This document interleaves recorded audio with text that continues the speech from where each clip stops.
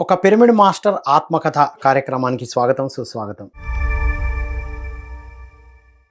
ఎంతోమంది ఈ పిరమిడ్ మాస్టర్లు ధ్యాన సాధనతో వారి జీవనాన్ని ఎలా అద్భుతంగా జీవిస్తూ ఉన్నారో మనం ఈ ఎపిసోడ్స్ ద్వారా తెలుసుకుంటూ వస్తున్నాం. ధ్యానానికి ముందు జీవితం, ధ్యానం తర్వాత జీవితం ఎలా ఉంది అనేది తెలుసుకుంటూ వస్తున్నాం. నేటి పిరమిడ్ మాస్టర్ ఆత్మకథలో శ్రీకాకుళం పిరమిడ్ మాస్టర్ శివరామకృష్ణ గారు, వారు టీచర్గా రిటైర్డ్ అయి 2018 నుండి ధ్యాన సాధన చేస్తూ ఎన్నో అనుభవాలు పొందారు. అవన్నీ మనం వారి జర్నీని విందాం మనం. నమస్కారం sir. Welcome. Thank you sir. Sir మీ గురించి చెప్పండి సార్. మీరు ఎక్కడ పుట్టారు? ఎక్కడ పెరిగారు? మీ కుటుంబ నేపథ్యం ఏంటి? మాది శ్రీకాకుళం జిల్లా సింగిపురం గ్రామం నాది. నేను పుట్టింది అక్కడే, చదువుకున్నది అక్కడే, పెరిగింది అక్కడే, ప్రస్తుతం ఉంటున్నది అక్కడే.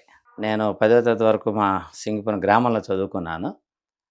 తరువాత విజయనగరం మహారాజా సంస్కృత కళాశాలలో నేను భాషా ప్రవీణ చదువుకున్నాను. తరువాత 38 సంవత్సరాలు తెలుగు మాస్టర్గా పనిచేయడం జరిగింది. 2021 జూన్‌లో నేను రిటైర్ అయ్యాను. 2021లో రిటైర్ అయ్యాను. ఓకే. నేను 38 సంవత్సరాలు తెలుగు మాస్టర్‌గా పనిచేసి, నాకు సంతృప్తికరమైనటువంటి ఉపాధ్యాయుడిగా పనిచేశానన్నటువంటి తృప్తి నాకు ఉంది. ఉంది. ఆ తృప్తి అయితే ఉంది. సంతృప్తిగా సో, ఉంది. మీ కుటుంబం, మీ భార్య, పిల్లలు? నాకు ఒక బాబు, అబ్బాయి, 2 పాపలు. మా అబ్బాయికి పెళ్ళైపోయింది. అమ్మాయిలకి పెళ్ళిళ్ళు అయిపోయాయి. వాళ్ళు ఆనందంగా ఉన్నారు. నాకు 4 మనవలు, ఒక మనవరాలు. అందరూ హ్యాపీగా ఉన్నాం. Wonderful sir. ఆ! సో, మీరు అలా జరుగుతున్న క్రమంలో హ్మ్. మరి ఇంత హ్యాపీగా ఉన్నప్పుడు మీకు ఆధ్యాత్మికత అనే పరిచయం ఎప్పుడు జరిగింది సార్? ధ్యానానికి ముందు ఆధ్యాత్మికత అంటే ఏ అవగాహనలో ఉండేవారు? అంటే సహజంగా నేను భాషాపరమైన చదువుకున్నాను. తెలుగు మాస్టర్‌ని కాబట్టి కాస్త రామాయణ, భారత భాగవతాల మీద కొంచెం పరిచయం ఉంటుంది. భగవంతుడు అనే దానికి దగ్గరగా ఉంటాము. రెండోది మా కుటుంబం అంతా గూడా మరి జన్మతః మేము బ్రాహ్మణ కుటుంబానికి చెందిన వాళ్ళం. ఓకే. కాబట్టి మా తాతలు, తండ్రులు మా వ్యవస్థ అంతా గూడా భగవంతుడి దగ్గరగా ఉంటాం. హ్మ్. కాబట్టి కాకపోతే ఆధ్యాత్మికతలోనే ఉన్నారు. ఆధ్యాత్మికత అనేది ఉంటుంది. ఉంది. హ్మ్. కానీ ఏమైందంటే నేను ఉద్యోగరీత్యా నాకు జ్ఞానం వచ్చిన దగ్గర నుంచి కొంచెం స్వేచ్ఛాజీవిని. నేను మొదటి నుంచి 85లో మా గ్రామంలో నేను నా చదువైన వెంటనే ఒక గ్రంథాలయం స్థాపించాను. సో, అది ఇప్పటికీ రన్ అవుతుంది. ఓహ్! విద్యార్థి దశలోనే ఆ రోజుల్లో పేపర్‌లొచ్చేవి కావు. న్యూస్ ఏదైనా రావాలి అంటే చాలా లేట్‌గా వచ్చేవి. పేపరే రావాలి. పేపర్‌లోనే అప్పుడు 10థ్ క్లాస్ రిజల్ట్ కూడా చూసేవాళ్ళం. అవును. కాబట్టి అది ప్రారంభించాము. కొంతమంది మా మిత్రులతోటి. సో, ఆ వ్యవస్థ ఇవాల్టికి కంటిన్యూ అవుతున్నది. ఇప్పుడు న్యూస్ పేపర్‌లొచ్చినా, ఆ! మీడియా వచ్చినా, వస్తున్నా అన్నీ ఏదొచ్చినా గ్రంథాలయం నడుస్తుంది. గ్రంథాలయం నడుస్తున్నది. వావ్! సార్. ఆ! హ్మ్. తర్వాత 2087లో యువజన సంఘం అని పేరు పెట్టాను. హ్మ్. నేతాజీ యువజన సేవా సంఘం అని స్టార్ట్ చేశాను. హ్మ్. సో, దాంట్లోని పిల్లలకి కావాల్సినటువంటి అన్ని రకాలైనటువంటి పుస్తకాలు, ఆటలు, పాటలు, ముఖ్యంగా యువజన సంఘం అని చెప్పి గ్రామంలో ఆ రోజుల్లో ప్రభుత్వం ఈ రోజుల్లో ఉన్నంత యాక్టివిటీగా ఆ రోజుల్లో లేవు. అవును. గ్రామ పారిశుధ్యం విషయంలో గానీ, గ్రామంలో అందరికీ ఏదైనా చెప్పాలన్నా, యువజన సంఘాలు ఆ రోజుల్లో బాగా పనిచేసేవి. అవును. ఆ రకంగా యువజన సంఘం పెట్టి దాన్ని నడిపించేది గూడా ఆ ఊర్లో ఉన్న ఒక టీచర్‌ను గురువుగా అక్కడగా తీసుకునేవారు యాక్చువల్‌గా. అక్కడికి నేనంటే మా మా మా తాలూకా క్లాస్‌మేట్స్ అందరితోటి నేను తీసుకుండేవాడిని. మంచిది. వండర్‌ఫుల్. క్లాస్‌మేట్స్ అందరూ తీసుకొని నా వయసుతోటి ఉన్న వాళ్ళతోటి చేశాను. హ్మ్. దాంతోటి చాలా కార్యక్రమాల్లో యువజన సంఘంగా ప్రజలకు సంబంధించినటువంటి కార్యక్రమాలన్నీ కూడా చాలా ఎక్కువగా చేసేవాడిని. సరే, మరి ఇలా నడుస్తున్నప్పుడు ఆ! ఇంత అద్భుతంగా ఉన్న మీ జీవితానికి పిరమిడ్ మెడిటేషన్ ఎప్పుడు ఎలా పరిచయమైంది సార్? నాకు నేను చాలా ఈ ఆధ్యాత్మిక వ్యవస్థలో తిరిగానండి. కానీ ఎక్కడా నాకు తృప్తి కలగలేదు.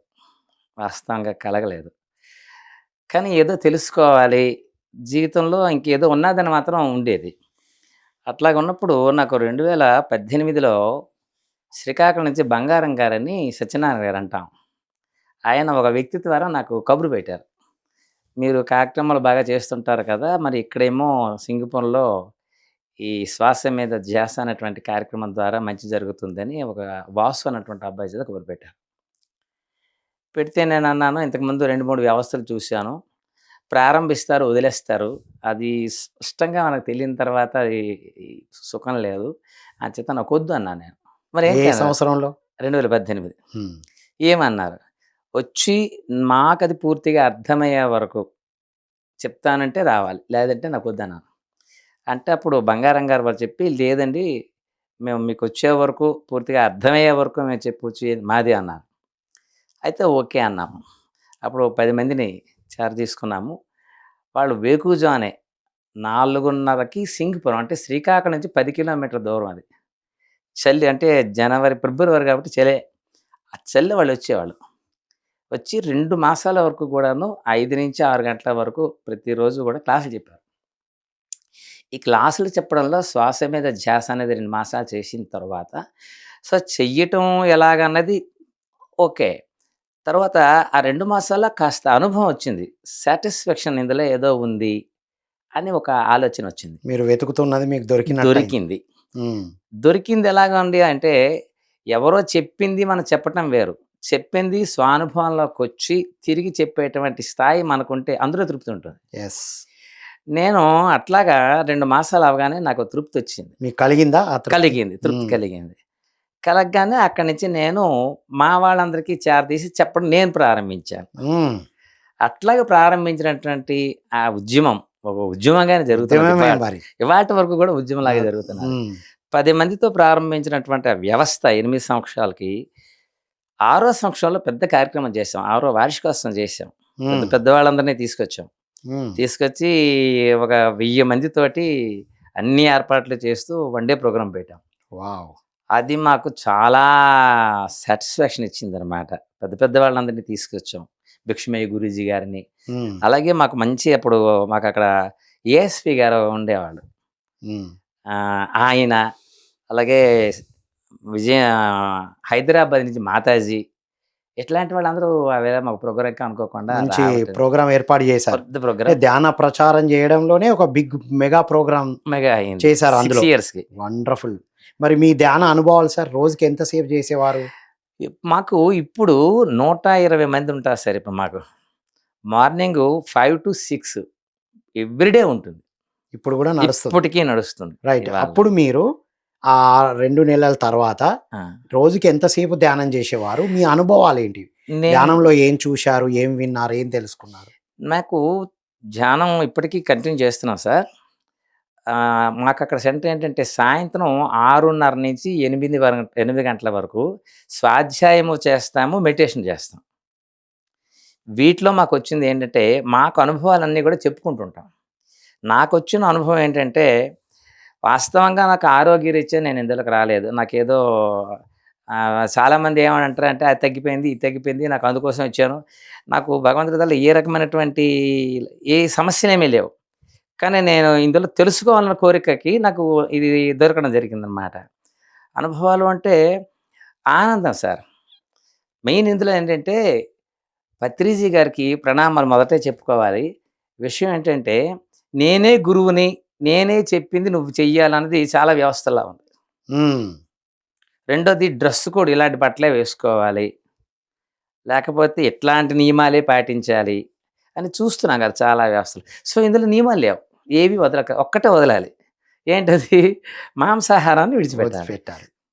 అది నా అదృష్టం ఏంటంటే, మీరు జన్మతః నేను హ్మ్. విడిచిపెట్టాను. నాకు లేదసలు. ఈ జన్మలో శాకాహారిగానే ఉన్నారు. శాకాహారిగా వచ్చాను. హ్మ్. కాబట్టి నేను ఇందులో క్వాలిఫైడ్. హ్మ్. క్వాలిఫైడ్ అవ్వాలి అంటే 3 ఉండాలి. హ్మ్. ఇప్పుడు చెప్పినటువంటిలో ధ్యానం అనేది నాకు బాగా కుదిరింది.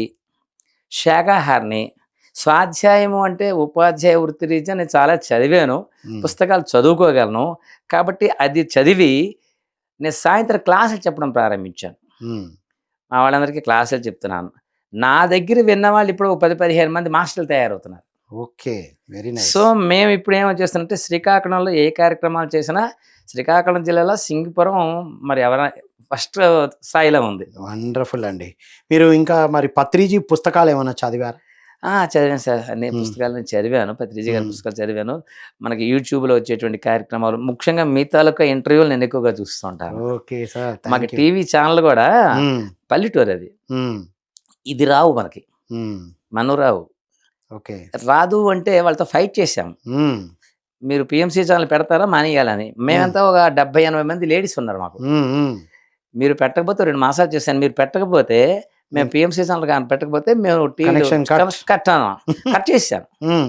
కట్ చేసేసరికి నాతో ఊరుకోలేదు. మొదట నేను కట్ చేశాను. హ్మ్. ఇంకా నువ్వు కట్ చేయకపోతే, నువ్వు గాని పెట్టకపోతే మిగతా వాళ్ళందరూ కట్ చేసేస్తానని చెప్పాను. హ్మ్. అప్పుడు నాకు వేరేగా లైన్ తీసుకొచ్చి నాకు పెట్టాడు పీఎంసీ. ఓకే. అందరికి వస్తుంది. అందరికి నేను కొంత అంతా పీఎంసీ చూడడం అనేది ఒక హ్యాపీ అయిపోయింది. Very good. రెండోది నేను టీవీ చూడను సార్. హ్మ్. ఒకప్పుడు న్యూస్ కూడా చూసేవాడిని. ఎందుకో ఈ రోజుల్లో చూస్తే నాకు న్యూస్ కూడా అంత అవసరం చూడాలనిపించలేదు. లేదు. ఏమీ లేదు. Wonderful sir. మీరు పత్రిజీ అంటే ఎంతో మంది గురువులను చూసారు అని ఆ! అన్నారు గదా! ఆ! పత్రిజీని చూడగానే ఫస్ట్ టైమ్ ఎప్పుడు కలిసారు? ఎలా అనిపించింది? Okay sir. నేను 2018లోని బుడగట్లపాలెం వెళ్ళాను సార్. బుడగట్లపాలెం సారొచ్చారు. అప్పుడు మేము 20 మంది ఎళ్ళాం. బుడగట్లపాలెం మొట్టమొదటిసారి. సార్‌ని చూడగానే అసలు అంత పరిచయం లేదు నాకు. వెళ్ళగానే ఈయన ఆధ్యాత్మిక గురువా అని అనిపించింది జనరల్‌గా. కానీ ఆయన తేజస్సు, ఆయన తాలూకా స్థాయి మాత్రం చూస్తే ఈయన గురువుగారే. ఇంకా హ్మ్. అనుమానం లేదనిపించింది. సో, ఆయనతో ఫోటోలు తీసుకుందుకు అందరూ ఉబలాట ఇదవుతున్నారు. పడుతున్నారు. కానీ నేను ఆయన్ని అంత ఇబ్బంది పెట్టాలనో, లేదంటే ఆయనతో ఎట్టి పరిస్థితిలో ఫోటోలు తీసుకోవాలన్నటువంటి అంత నాకు బలవంతమైనటువంటి కోరిక లేదు. చూసామనుకున్నా. అందరూ ఏదో ఫోటోలు తీయించుకుంటారు. అక్కడ పిరమిడ్‌లో మామూలుగా ధ్యానం చేశాము. ఆ తర్వాత ఆయనే కోరుండి, "రండి ఫోటోలు తీసుకుందాం." మా వాళ్ళందరిని కూర్చోబెట్టేసారు. ఫోటో తీసుకున్నా. కానీ ఆ ఫోటో ల్యాప్స్ అయిపోయిందండి. హ్మ్. అది ఎక్కడ పోయిందో పోయింది. హ్మ్. ఆ తర్వాత గురువుగారు బాడీ వెకేట్ చేసిన తర్వాత నాకు ఆ ఫోటో కావాలనిపించింది. హ్మ్. వెతికాను లేదు. ఎక్కడా లేదు. ఏంటసలు గురువుగారి ఫోటో నాకు దొరకదు. అనుకోకుండా నేను అనుకున్నటువంటి ఒక 15 రోజుల్లో పుస్తకాలు తిరగవేస్తుంటే, ఒక కాపీ కడిగించి ఉంచాను. అప్పుడు గురువుగారికి షేక్ హ్యాండ్ ఇస్తున్నటువంటి హ్మ్. ఫోటో. ఆ ఫోటో దొరికింది. ఓహో! ఓహ్ మై ఎంత ఆనందించానో తెలీదు. అంటే సార్‌తో మళ్ళీ ఈ జన్మలో మనకి అవకాశం రాదు కదా! ఒకే ఒక అవకాశం జారి మనకి చెయ్యి జారిపోయింది అనుకున్నాను. కానీ నేను దాంతో తపన పడుతున్నాను. ఎలా దొరుకుతుంది? కానీ తీయించాను. హ్మ్. ఒక్క ఫోటో కడిగించాను. ఆయన తపన పడుతుంటే ఓ రోజు నేను పుస్తకాలు తిరగేస్తుంటే ఆ పుస్తకాలు నాకు దొరకగానే నేను అనుకున్నాను. నాకేదో అంటే మిరాకిల్స్ అంటారు చూసారా? అట్లాంటివి. ఇందులో మిరాకిల్స్ చాలా ఉన్నాయి సార్ కొన్ని చెప్పాలంటే. ముఖ్యమైనయి జెప్పండి. అంటే ఓసారి ఒక బస్సు నేను అర్జెంట్‌గా శ్రీకాకుళం వెళ్ళాలి.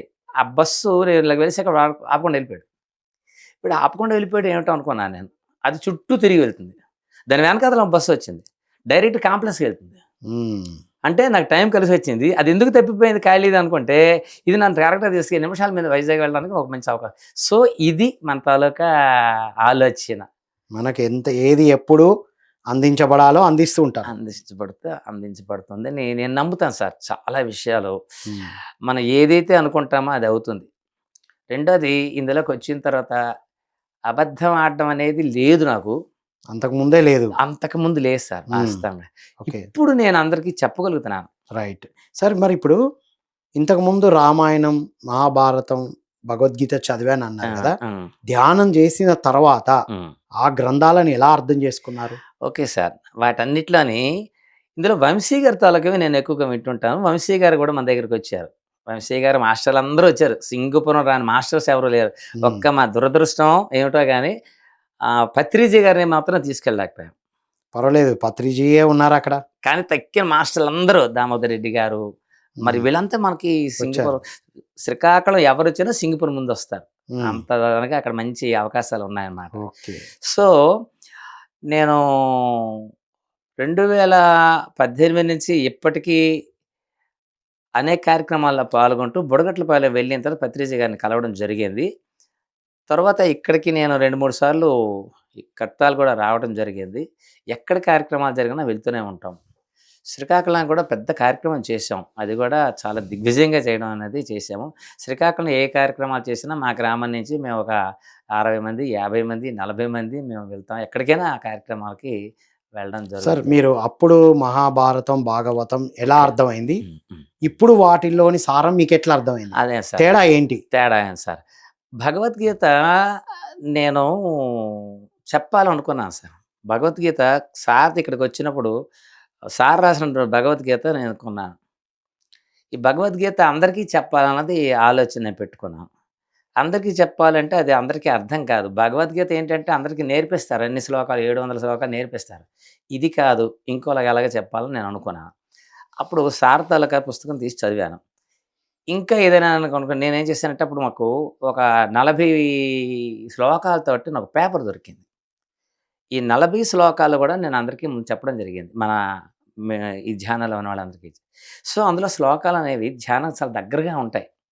మొత్తం చెప్పండి అందరికి ఉదాహరణ. ఆ! అన్ని శ్లోకాలు చెప్పాము. అనుకోకుండా ఒక పుస్తకం కూడా వచ్చిందది. ఆ ప్రింటెడ్ పుస్తకం కూడా ఇంచుమించు 1200 పుస్తకాలు తీసుకొచ్చి ఇవాళ మేము పంచాం.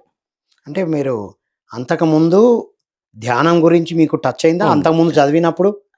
ధ్యానం లేకముందు చదివారు గదా! చదివాం గానీ, ఈ అందులో ఆలోచన వేరు సార్. ఆ! అదే ఇప్పుడు అడుగుతున్నా. ఫర్ ఎగ్జాంపుల్ ఆహ్, మనకుండేటువంటి శ్లోకాల్లో అన్ని శ్లోకాలు మన దగ్గరగా ఉంటాయి.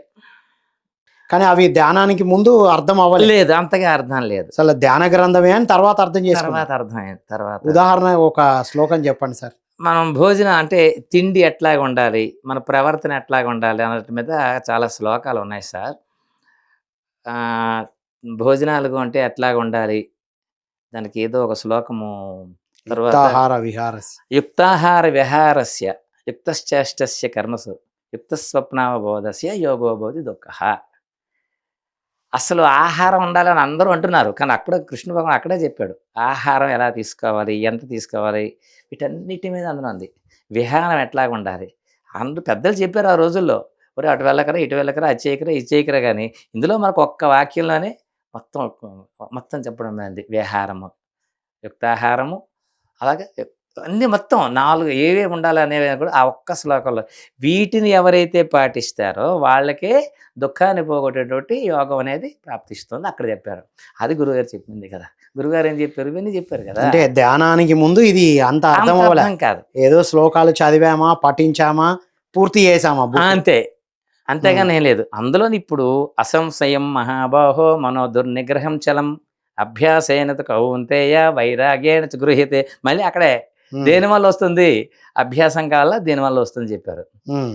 అందులో మనకి చాలామందికి మనసు సరిగ్గా ఉండడం లేదు, కుదరడం లేదు అంటారు. అది అందులో కృష్ణ భగవాన్ చెప్పారు. అదే కదా గురువుగారు చెప్పారు. నీకు ఆ డౌట్ అక్కర్లేదు. నువ్వు కూర్చోగానే ధ్యానంలో నీకు కుదరదు. హ్మ్. కానీ అభ్యాసేన రోజు కూర్చో గురువుగారు రోజు కూర్చో, కూర్చో, కూర్చో, కూర్చో, కూర్చో అంటారనమాట. అలాగ నువ్వు ముందు కూర్చోవడం నేర్చుకో.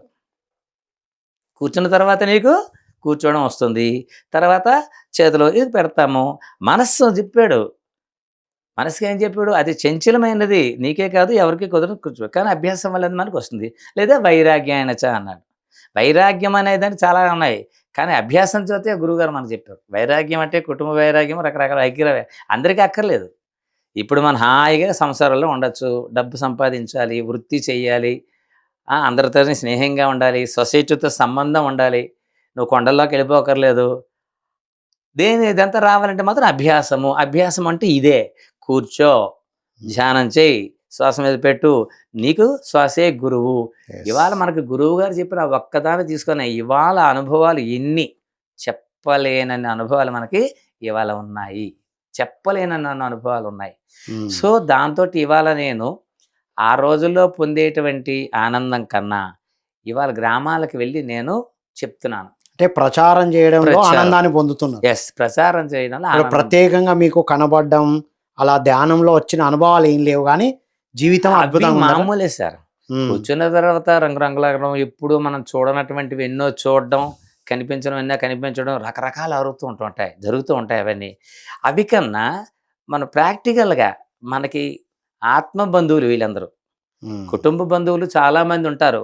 కానీ మనకి పరిమితం ఉంటుంది. కానీ రైట్. ఇవాళ చూస్తే ఎంతమంది ఆత్మ బంధువులు. హ్మ్. ఈ ఆత్మ బంధువుల దగ్గర ఈర్ష్య ఉండదు, అసూయ ఉండదు, ద్వేషం ఉండదు. నిత్యము ఆనందంగా ఉంటాం. Wonderful sir. మీరే చెప్పగలిగిన ఇంకొకటి ప్రశ్న ఉంది. చెప్పండి. మరి బ్రాహ్మణ కుటుంబంలో నుండి వచ్చారు మీరు. అవును సార్. బ్రాహ్మణ కుటుంబం అంటే విగ్రహారాధన, ఆ! విగ్రహ ప్రతిష్ఠ, ఆ! పూజలు, ఆ! యజ్ఞాలు, యాగాలు ఇవే ఉంటాయి గదా! అవును సార్. మరి అంతకు ముందైతే అవి కంపల్సరీ చేస్తూ ఉండేవారేమో. ఆ! మరి ధ్యానం తర్వాత ఆ! వాటి గురించి మీరు ఏం తెలుసుకున్నారు? పత్రిజీ చెప్పింది, మీరు అర్థం చేసుకున్నది, కృష్ణ హ్మ్. భగవాన్ల వారు చెప్పింది. ఏం హ్మ్. అర్థం చేసుకున్నారో చెప్పండి? ఏం లేదు సారు. ఇప్పుడు భగవంతుడును లేడని గురువుగారు చెప్పలేదు గదా! అది. గురువుగారు చెప్పింది చాలామంది మాస్టర్లు ఏం చెప్తారంటే, దేవుడు వద్దన్నారు గురువుగారు అని అంటారు. వద్దనేంటి మన పేర్లన్నీ గురువుగారు పెట్టినవి అవే పేర్లు. సరస్వతి ఇదంటున్నాము ఇవన్నీ ఇవే పేర్లు. కానీ తెలియక కొంతమంది అది చెప్తారు. అయితే విగ్రహాల్లా కాదు నాయనా నువ్వు నీలో చూసుకోరా అది ఉన్నత స్థాయి. హ్మ్. అది ఉన్నతమైనటువంటి స్థాయికి వెళ్ళిన వాడికే అర్థమవుతుంది. లేనివాడు సింపుల్‌గా అంటే తెలియని వాడేంటంటే విగ్రహారాధన వద్దన, అదొద్దన, ఇదొద్దన ఏం మానేసాం ఇవాళ అన్నీ పెడుతున్నాము. నాస్తికుడు కామని చెప్పలే. నాస్తికుడు కామని చెప్పలేదు కదా అది మరి గురువుగారు. ఇక్కడ అర్థం కావాలి అందరికి. ఆ! అమ్మో! అది పిరమిడ్ ధ్యానం చేస్తే పూజలు మానేయమంటారు, పూజలు వద్దంటారన్నారు. మనం మన ప్రారంభంలోనే గణానాంత్వ గణపతిగుం హవామహేం కవిం కవీనాం హ్మ్. ఉపమస్త్రవస్త్రం హ్మ్. జ్యేష్ఠరాజం బ్రహ్మణ అని ఏం చెప్తున్నాం? మనం ముందు తెల్లవారు ప్రారంభిస్తూ మన వాళ్ళు ఇద్దరు కూడా బ్రహ్మాండమైనటువంటి వేదోక్తంగా చదువుతుంటే, గురువుగారేమో భగవంతుడు లేరని చెప్పారని వాళ్ళకి బుద్ధి ఉండాలి. భగవంతుడు లేరని ఎప్పుడు చెప్పలా. చెప్పారు కొంతమంది భగవంతుడిని చెప్తున్నా. నీలో చూసుకో. నువ్వే అది భగవంతుడివి. యెస్. ఆ స్థాయికి మనిషి ఎదగాలి. Right sir. ఇది మీకు అంటే అప్పుడు ఎలా తీసుకున్నారు? ఇప్పుడు ఎలా తీసుకున్నారు? అలాగా ఇప్పుడు ఇదే క్లియర్‌గా అర్థమైంది. Clear sir. ఇంకా అప్పుడు అదే దేవుడు అనుకున్నారు. ఆ! Wonderful sir. ఇంకొకటి కూడా చెప్పండి. ఇంకొకటి సార్. హ్మ్. వీళ్ళకి మా వాళ్ళు కూడా అడుగుతారు. హ్మ్. విగ్రహారాధన ఉంటున్నారు నువ్వు ఇలా చెప్తున్నావు అన్నారు. ఓకే. మనం చెప్పేటువంటి 18 సూత్రాల్లో 14వ సూత్రం అనేది విగ్రహారాధన మీద ఉంది గురుగారి పేరు. హ్మ్. హ్మ్. నువ్వు 14 తర్వాత మాట్లాడయ్యా. అబ్బా! What an answer sir. నేనంటాను 13 ఆచరించు. 13 ఆచరించు. ఆ! అప్పుడు నువ్వు నాకు అడుగు. నా ఉద్దేశం నువ్వు 10 మార్కులు అడిగిన తర్వాత ఈ ప్రశ్న వెయ్యు. 14 ప్రశ్న నువ్వెందుకు ఏస్తావు? నీకు అర్థమైపోతుంది అంతేను. అయినా ఇప్పుడు 14 ప్రశ్న నీకెందుకు? విగ్రహారాధన వద్దు, సత్యారాధనే చేయండి అన్నారు. చెయ్యండి. నువ్వు 13 ఆచరిస్తే ప్రశ్నలు రావు. రావు నీకు. సార్ అలాంటప్పుడు శివరామకృష్ణ గారు వాట్ ఎన్ ఆన్సర్ సార్. నేను అదే ఫాలో అవుతాను సారు. సూపర్. ఇది అల్టిమేట్. ఇంకొకటి చెప్పండి. చెప్పండి సార్. కర్మకాండలు వద్దు అని చెప్పారు పత్రి సార్. హ్మ్. మరి మనం చిన్ననాటి నుండి హ్మ్. మన పురోహితులందరూ కూడా చెప్తూ ఉంటారు. మనం చేస్తూ ఉన్నాం. ఆ! మా నాన్నగారికి నేను చేశాను. కానీ అమ్మగారికి చేయలే. ఈ జ్ఞానం తెలుసుకున్న తర్వాత. Okay sir. మరి దాన్ని మీరేం అర్థం చేసుకున్నారు? మీ నోటి నుంచే తెలుసుకోవాలి ఇది. కర్మకాండలు కర్మ సిద్ధాంతం అనేది మనకున్నది సార్ లేకపోలేదు. హ్మ్. సిద్ధాంతం ఉంది. కానీ పూర్వం చెప్పినవన్నీ ఆచరిస్తున్నామా? హ్మ్. పూర్వం చెప్పినవన్నీ పెద్దలు చెప్పినవి ఇప్పుడు చాలా విషయాలు అప్పుడు ఆచరించడం లేదు. అది. హ్మ్. ఇందులో ఎందుకు ఆచరిస్తారంటే ఏదో చేస్తున్నారు సార్. అది వాళ్ళ సాటిస్ఫాక్షన్ కాదు. అందరూ వాళ్ళు చేస్తున్నారు. చేశారు, అలా చేశారు, ఇలా చేశారు. ఇప్పుడు చూడండి ఈ మాంసాహారం గురించి ఏమనంటే, మా తాతలు చేశారు, వీళ్ళు చేశారు, వాళ్ళు చేశారు గట్టిగా మాట్లాడితే మరి వాడు చేయడం మానేశారు. ఇప్పుడు మాతో వచ్చిన వాళ్ళందరూ నాన్ వెజిటేరియన్స్. హ్మ్. అస్సలు వాళ్ళు భోజనం అంటే మాంసాహారం తినేవాళ్ళు. హ్మ్. ఇవాళ మనం 20 మంది వచ్చాం. 18 మంది పూర్తిగా శాకాహారులయ్యారు. ఇప్పుడు ఇక్కడికొచ్చారు ఈ కార్యక్రమానికి. హ్మ్. గ్రామంలో ఇప్పుడు అందరూ శాకాహారులు అవుతున్నారు. మరి అవును. వాళ్ళంతా ఇప్పుడు చాలామంది కుటుంబాల్లో తగులు పడుతున్నారు. అది. కానీ వాళ్ళు నిలబడిపోతున్నారు. సో అంటే ఏంటి సార్? కర్మకాండాలనేటివి వాటిలో మీనింగ్ లేదు. అప్పటి నుండి చేస్తున్నారు కాబట్టి చేస్తున్నారు. చేస్తున్నారు. అందులో తృప్తిగా అంతేగా ఆత్మకి ఏమి అక్కర్లేదు అంటారు. ఆత్మ అంతే కదా! ఇప్పుడు మీరు, మేము ఉన్నాము. ఇంతమంది ఆత్మ ఏం ఉన్నారు. తింటది? అంతకన్నా ఇంకేముంది? ఆత్మ బంధువులు మనం ఉన్నాం. ఆత్మ నిగ్రహం అదంతా ఉన్న తర్వాత ఇవన్నీ ఉట్టిదే ఇదంతా జరుగుతున్నాయి తప్పిస్తే వాటికి వండర్‌ఫుల్ సార్. ఇంకేమీ లేదు. సో, పత్రిజీ నుండి హ్మ్. మీరు నేర్చుకున్నదేంటి సార్? యొక్క పత్రిజీ నుంచి చేసుకునే జీవిత పాఠాలు. జీవితాన్ని సంపూర్ణంగా చేసుకోవాలి అంటే, హ్మ్. పరిపూర్ణం చేసుకోవాలంటే ఎంతకన్నా మార్గం ఇంకా ఏది లేదు సార్. అది. హ్మ్. నేను ఖచ్చితంగా హ్మ్. బహుశా ఈ జన్మలోనే అంత అంత స్థాయికి ఎదగాలి. లేకపోతే ఒకవేళ పూర్తి చేస్తే వచ్చే జన్మలోనైనా గురువుగారినే మళ్ళీ గురువుగారుగా చేసుకుంటూ ఉత్తమమైనటువంటి మార్గానికి వెళ్ళడానికి ప్రయత్నం చేస్తాను. Wonderful sir. Thank you so much అండి. ధన్యవాదాలు సార్. ధన్యవాదాలు. ఇది మిత్రులారా విన్నాం గదా! శ్రీకాకుళం జిల్లా నుండి వచ్చిన ఒక తెలుగు టీచర్ గారు, ఒక బ్రాహ్మణ కుటుంబం నుంచొచ్చారు.